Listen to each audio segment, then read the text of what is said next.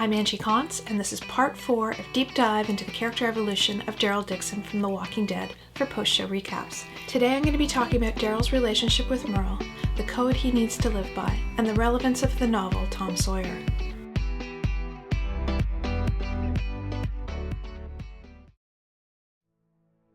In Chupacabra, we see Daryl wrestling with his guilt over abandoning his search for Merle in order to stay with the group.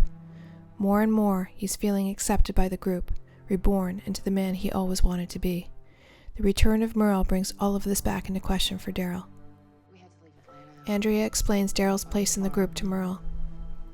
Daryl stepped up, became a valued member of the group. Merle sees it as weakness, Daryl's willingness to look after other people. He's always been the sweet one, my baby brother. In contrast to Daryl's relationship with Rick, we see what Merle means to the governor in Woodbury. This is not the relationship Rick has with Daryl. Daryl fights like hell to keep Judith alive. She's Rick's daughter, and Rick is family. This scene is juxtaposed with Merle fighting in a ring in Woodbury, gladiator style. He is not a valued member of Woodbury. He is a henchman, a spectacle, nothing more. When beating Glenn for information, Merle gets increasingly angry because Glenn will not reveal the location of his camp. More importantly, Glenn is certain that Rick will come for him. Ain't nobody coming. Rick is. He's become tough, bonded with the members of his group. It becomes clear that Glenn has a bond with Daryl that Merle doesn't have. Merle doesn't scare him. Merle had no faith in his brother or anybody else and didn't wait on the rooftop. Merle becomes so angry about it, he throws a walker at Glenn. What'd you try to kill him for? He pissed me off. But when Maggie is assaulted by the governor, Merle realizes he's screwed up and crossed a line, and he can't go back. Daryl has no idea that Merle is in Woodbury when they go to rescue Glenn and Maggie. The governor makes Merle choose between Woodbury and Daryl. Blood is blood, right? Makes me wonder where your loyalties lie. And like his brother, the conflict in Woodbury forces Daryl to choose between Merle and Rick, who has been more of a brother than Merle ever was. I gotta talk to him, man, and work something out. You're not thinking straight. Look, no matter what they say, they're hurt. Glenn can barely walk. How are we gonna make it out? If we get overrun by walkers so this governor catches up to us, I need you. Are you with me? Yeah. Daryl is losing a brother either way. This is why he's so angry at Merle later, because of what he had to give up with Rick. When Daryl is thrown into the ring with Merle, he has very little reaction to seeing him. There's no love or relief on his face, only fear. Reedus is so good at looking tough as hell in one moment and like a terrified kid in the next. Daryl completely regresses in the ring. He is a little boy, not being protected by his big brother. He's been here before, alone, under attack from his family, his blood. He needs to rally. Daryl takes a swing from the ground. He can't rely on Merle. Even when Merle says, "Follow my lead," it's not Merle who gets him out, it's Rick. Merle just follows along. Daryl can always count on Rick.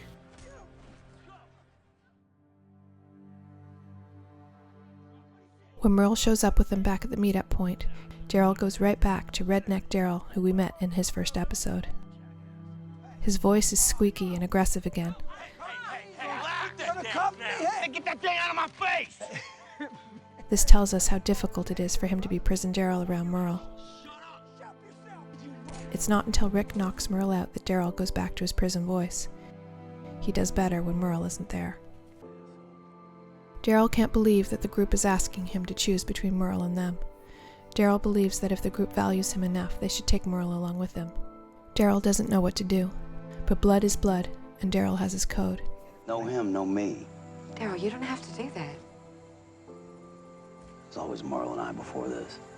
Don't. You serious? He feels responsible for all the years that Merle was the only one who loved him. He feels betrayed that they would even ask him to choose. This is prison Daryl at his most honest and rational. What Rick is asking is too much. Don't ask me to leave him. I did that once. His conscience can't allow him to abandon his brother again. Merle looks victorious as his little brother chooses him over Rick. Merle knows that Rick has replaced him in Daryl's life, and he feels vindicated that Daryl has chosen his roots over his new path. Blood is blood. But as Merle and Daryl are out on their own, we see that catching squirrels isn't enough for Daryl anymore. He's evolved past mere survival. His life is bigger now. And as they walk, Merle is competitive, argumentative, and patronizing about Daryl's relationship with Rick.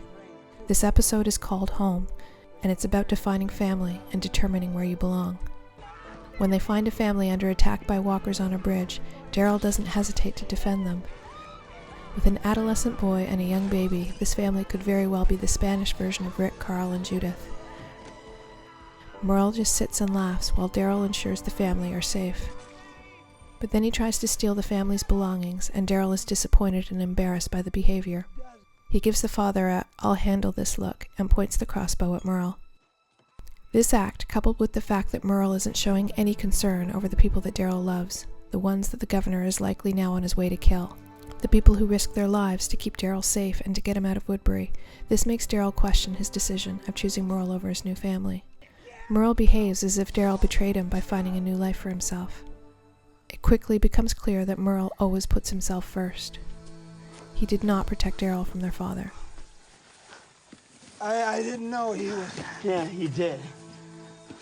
He did the same to you. That's why you left first.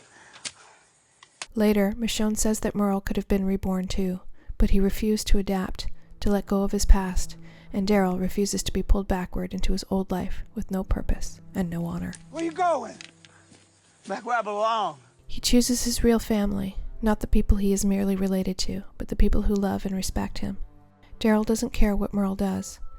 For once, Daryl is choosing himself over his brother. Like a lost dog, Merle follows him. And as it happens, Daryl was right. His place in the group is so valued, they tolerate Merle's return just to have Daryl back.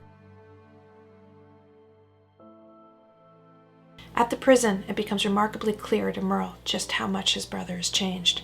He refers to Daryl and Herschel as the inner circle. He understands at this point how respected his brother is. I don't know why I do the things I do. Never did. I'm a damn mystery to me. He doesn't even understand the choices he makes. He's been completely ineffective at protecting Daryl. He always does the wrong thing. In contrast, Daryl is logical and moral. He always does the right thing. Carol is telling Merle that Daryl is important, that these people are important to Daryl, and if they are hurt, Daryl is hurt. Are you with us? I'm here for my brother.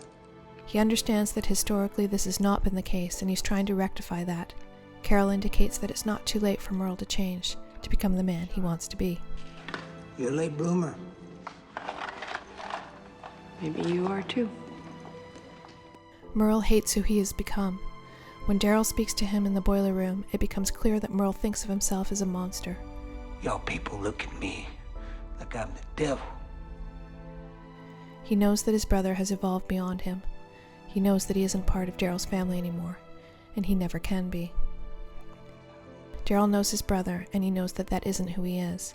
In a move that shows just how much Daryl has grown, he puts a hand on his brother's shoulder and uses his prison voice to say exactly what he's thinking. I just want my brother back. Get out of here, man. This is one of the few times we see Daryl touching another character. This is Dixon for I Love You. The open and fearless honesty of this act frightens Merle, and he shakes him off and he tries to get away. This is when Merle realizes just how changed his brother has become, and that he can't go with him to where he has gone. When Daryl realizes his brother has taken Michonne to the governor, he insists on going after him. I said I go and I'll go. Plus, we're gonna come back here. You need to be ready. Your family too. This is the first time Daryl has said something like this to the group, and it's important to note that unlike Merle, Rick can handle the expression of adult mature emotion. I want to be with my brother.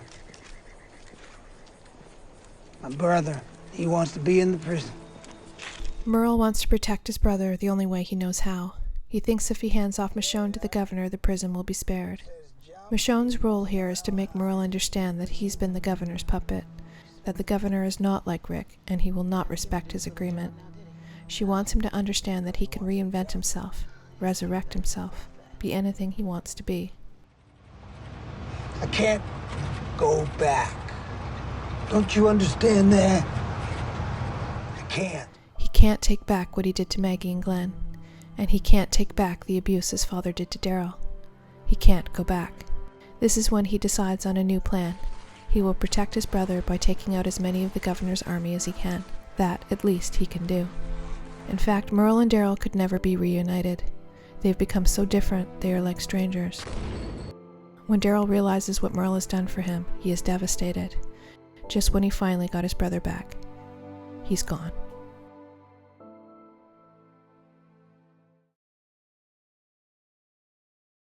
Daryl needs a code to live by. He needs rules to understand his place in the world. It's his way of controlling the chaos. At several points in the series, it's mentioned how the world today isn't really any different for Daryl than how it was before. To live day to day amidst such horrors requires finding stability in other things. When he has clear rules to live by, no matter what ugliness he's facing, he knows what's expected of him, and he needs this stability. As early as Season 1, we see Daryl craving rules and structure. Daryl really doesn't like the idea of burying their dead rather than burning them. For him, it's not about feelings. It's about maintaining agreed-upon rules that keeps them all safe. These people need to know who the hell's in charge here, what the rules are. There are no rules. He needs there to be a leader and rules. Ironically, it's Daryl who is in effect trying to impose the rule of civilized society on the group. What do you want? A man of honor? Rick has honor. At the end of Season 2, Rick declares that he is in charge. You're staying. This isn't a democracy anymore. This is exactly the kind of structure that Daryl has been looking for. Even when he doesn't like the decisions Rick makes, it's just the way it is. Whatever he says goes. In Season 3, Daryl leaves the group with Merle because of his rules. Blood is blood, and he doesn't leave people behind. Rick doesn't follow rules and makes Daryl choose between the group and his code. Moral to a fault, Daryl refuses. Carol explains his reasoning to Beth. I'm pissed at him for leaving. Don't be. Daryl has his code. This world needs men like that. After losing Beth in Season 4, we see Daryl again desperate for stability, for rules to live by when he meets Joe and the Claimers. I mean, I knew they were bad, but they had a code. It was simple. Stupid. But it was something. It was enough. And you were alone. The criminal element are confused by Daryl. He looks like one of them, and he talks like one of them, but he's clearly not one of them. Twice, Daryl is referred to as Robin Hood, both times by criminals. Despite his outlaw appearance, it should be noted that outlaws don't need leaders and rules. They fight against them, which is why Daryl is compared to Robin Hood, Prince of Thieves, the outlaw with high moral character. Joe refers to his guys as a merry band, like Robin Hood's merry men, as if to say, you are one of us. The season finale of Season 4 is all about exposing lies and understanding identity. Who are we? It's the question that echoes through this episode. And for Daryl, the lie is that he's like the Claimers. Joe keeps referring to guys like us, but Daryl knows it's a lie. When Joe finds Rick, Michonne, and Carl, Daryl wants the Claimers to take their blood from him.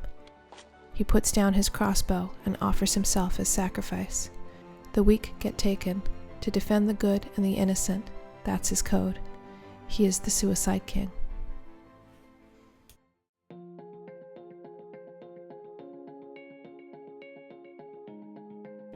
We saw in Season 4's The Grove that The Walking Dead likes to reference literature to enhance the depth of its characters and themes. There's another work that's being referenced quite clearly. In the episode right before Karen and David are killed and burned to prevent the spread of infection, Carol reads to the children from the adventures of Tom Sawyer. We know this is an important reference because it comes up again when Mika and Lizzie ask Carol about the novel on the way to Terminus. And finally, in Season 5's Consumed, the episode that spotlights the relationship between Carol and Daryl, we see Carol carefully placing the same copy of Tom Sawyer in her bag. So what does it mean? Tom Sawyer is a classic coming-of-age story where the principal protagonist must mature beyond the constraints of his environment and come to terms with society's values in order to be successful. After witnessing a brutal murder, Tom Sawyer makes a blood oath with his best friend never to reveal what they saw for fear of retribution from the murderer. But when an innocent man is accused of the crime, Tom defies this pact, and he testifies in the trial, putting his own life in grave danger and achieving a maturity beyond his years. It's not a stretch to compare this to Carol making the decision to kill Karen and David to protect the prison, while putting her own standing in the group at risk. The best friend with whom Tom broke faith, thereby shattering his belief in the integrity of human beings, is none other than Huckleberry Finn. Huck Finn is the scourge of the town. He's the son of the town drunk who beats him regularly. He sleeps outside, lives in rags, and only eats what he's able to scrounge for himself. He's viewed by society as a disgrace. He's an outcast who has no desire to be civilized. But he and Tom are best friends. They play Robin Hood together. They rely on each other. The world they live in is ugly. The adults are liars, murderers, and thieves. Carol and Daryl are like war veterans. Their relationship is a familial one, not a romantic one. In the novel, Huck's nobility shows through when he saves the esteemed widow Douglas from being mutilated, and she brings him into her world to be cared for and accepted by society. When Carol tells Daryl he has become a man, it is a confirmation of the maturity and growth they've both achieved. Carol's coming of age marks her transformation from a woman afraid to act to a moral powerhouse ready to do whatever it takes. But these acts have left her empty, used up, consumed. Her car reads "Pardon our dust." The victims of Terminus are choking the air with human debris. The survivors of the New World are all dying, all turning to smoke, ashes to ashes, dust to dust. When Carol is banished, Daryl is furious. He is losing his closest friend, but he understands just like Carol understood when Daryl left with Merle. Again, paralleling Tom Sawyer, Carol shows moral maturity and selflessness when she goes off alone to free the group from Terminus. This is like Tom going off alone to protect his friend Becky when they've been lost in a cave and are close to death. When reunited, Daryl gives Carol the only hug he's given in this series. Remember, at this point he's gone through his transformation with Beth, so he is more emotionally prepared to express affection to Carol. Even Carol can't believe the welcome he's giving her. He puts his forehead to her shoulder in a complete surrender of his feelings for her.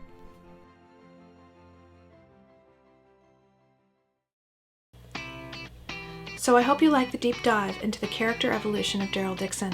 Be sure to watch part 5 where I talk about his relationship with Beth. Be sure to let me know your questions and comments. Don't forget to subscribe and follow me on Twitter. Until next time, don't look back.